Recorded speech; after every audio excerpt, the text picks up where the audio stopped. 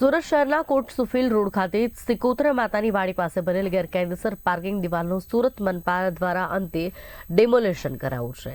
ધારાસભ્ય અરવિંદ રાણાના વિસ્તારમાં આવેલા દિવાલ વર્ષ 2020માં ગેરકાયદેસર રીતે બનાવવામાં આવી હતી। સુરત મનપાએ કાર્યવાહી કરી નડતરરૂપ દિવાલ દૂર કરી।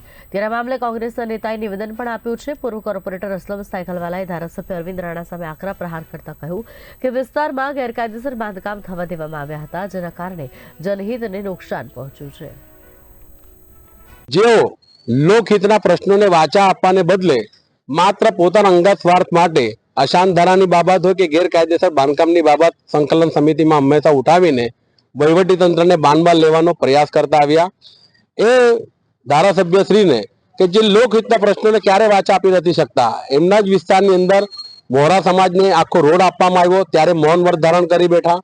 એ ધારાસભ્ય કે આજે પૂર્વ વિધાનસભાની અંદર વણાટ ઉદ્યોગ એટલે કાપડ ઉદ્યોગ સાથે સંકળાયેલા લોકો છે, જરી ઉદ્યોગ સાથે સંકળાયેલા લોકો છે ને હીરા ઉદ્યોગ સાથે સંકળાયેલા લોકો છે, એના જે પ્રશ્નો છે એને ક્યારે વાચા આપવાનો પ્રયાસ નથી કર્યા કે એમના માટે કોઈ દિવસ વિધાનસભામાં એક શબ્દ ઉચ્ચાર્યા નથી। આજે પૂર્વ વિધાનસભા એટલે સેન્ટ્રલ ઝોન વિસ્તારમાં સુરત મહાનગરપાલિકાની એક પણ સુમન શાળા નથી, એ મુદ્દા પર ક્યારે બોલી નથી શક્યા।